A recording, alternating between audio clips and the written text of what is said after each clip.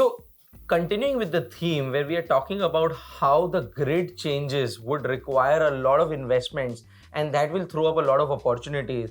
Another kind of company where we tasted a bit of success, a company called Hitachi Power. And if you look at, if the overall need of the hour is that solar, wind, or maybe a hybrid kind of power plants would be more, and there'll be a distributed power production that can happen. If you imagine the older grid where there was a large power plant which was maybe transmitting the power to the substations and the substations to the households, that kind of setup worked really well.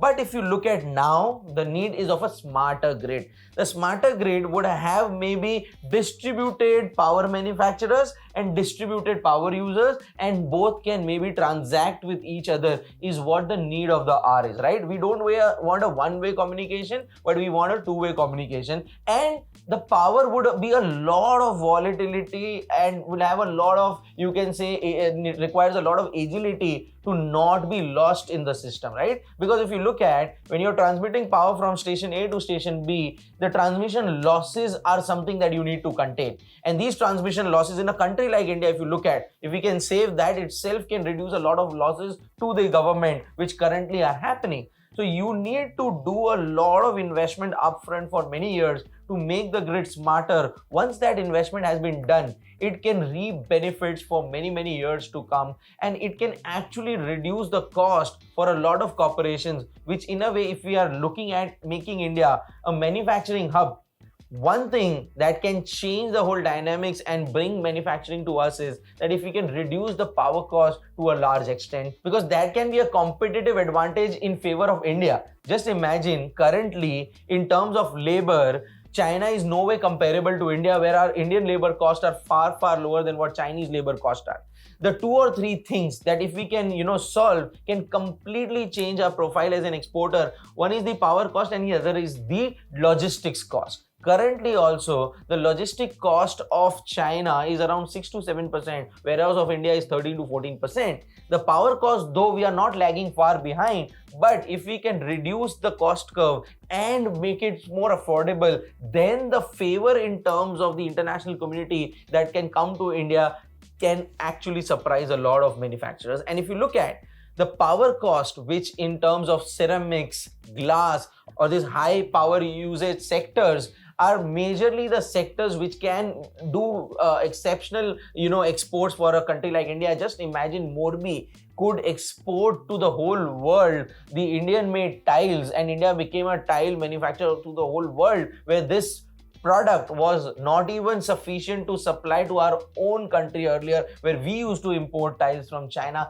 Forget about importing, we became a large dominant global exporter. Why? Because of the power cost that these people were having, enjoying benefits, and also the labor cost that was low in India. So the combination of power cost and labor cost being low, if can be done, can create a large multiplier for our manufacturing export. अगर आप ये video देख रहे हो तो इसका मतलब ये है कि आप स्टॉक मार्केट ट्रेडिंग और इन्वेस्टिंग में इंटरेस्टेड हो।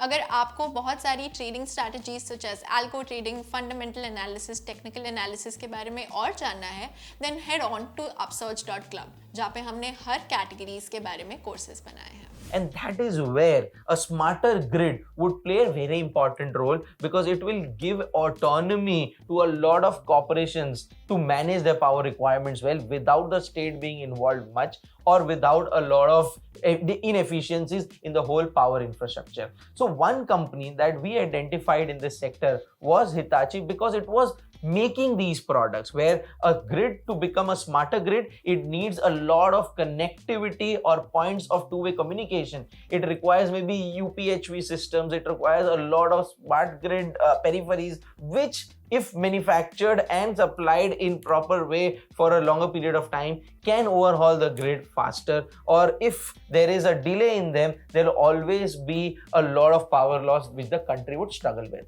Now, if you look at the sales of the company has not maybe bumped up that well, but the promise that the company shows has always meant that the valuation of these companies have always improved, and hence in the market, you always need to be there in sectors which are sunrise sectors. Mr. Vijay Kedia is a very successful investor, and whenever we meet him, he, at the end of the day, he stresses on one point that Arvind, kuch bhi karke sunrise industry mein you have to be there at any cost, and in sunset industry you have to exit at any cost, right? People make this big mistake that Coal India is paying high dividend and this company is available at a very cheap price. Let me buy a Coal India share. But the problem is they're an inefficient enterprise where the usage of coal is going to go down eventually in most economies and the renewable sources would go up. You see that Coal India doesn't get that valuation even though it is paying high dividends, right? But a company like a Hitachi, which is not maybe, giving that kind of a profitability,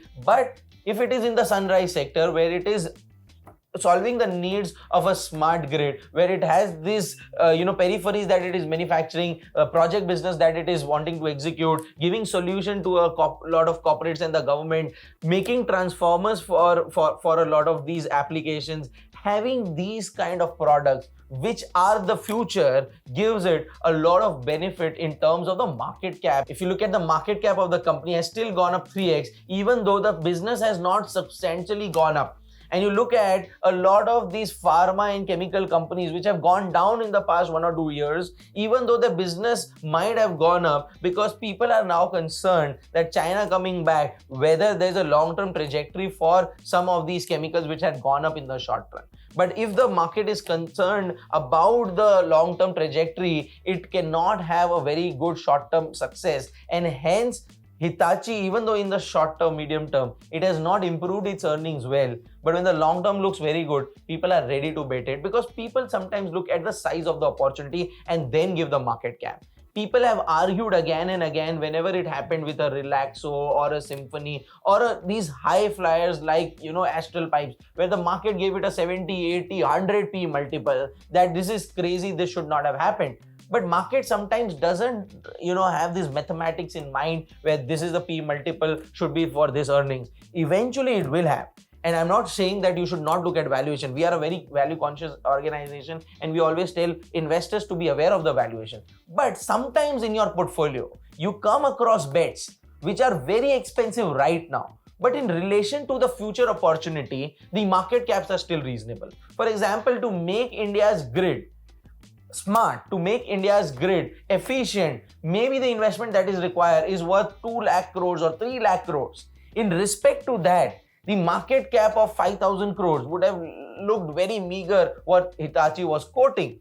But if you look at from the point of view of the earnings that this company is making, just 100 crores of earnings or 50 crores of earnings, why should I pay a 5,000 crores or 7,000 crores for this company? Then you might not have invested in this company, right? So sometimes the huge size of the opportunity of a particular sector is something that you should be focused on. And when we made this bet, we were also not clear that when this business would take off, when the earnings would come at a very fast, quick pace. But during a period where other sectors were not doing good, Hitachi still has moved. Hitachi still has a faith of a lot of long-term investors because they are looking at the size of the opportunity maybe and not just what it is currently making profits, right? So yes, that is the way we believe you should make a portfolio or some bets which are into this grid infrastructure, where there can be some companies which have already made substantial progress in the profitability and cash flows. There can be some companies who have not maybe moved that much, but they show the promise. They might have the order books which they can execute in the future,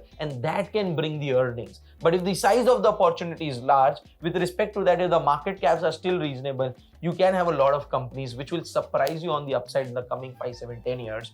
And you can maybe look back and say that the company was expensive then, but if you look it in hindsight, maybe it was available at a very reasonable market cap with respect to the opportunity. And that is where I guess investors should be focused on how big a theme can play out or how big a sector can play out. And that is where market gives crazy multiples or market completely ignores some short-term, value mismatches, and in the long term, everything matches because the earnings make sure that the valuation comes back to the reasonable level, and the sector tailwind makes sure that there are a lot of investors and funds which get attracted and they make sure that they are investing in the particular theme.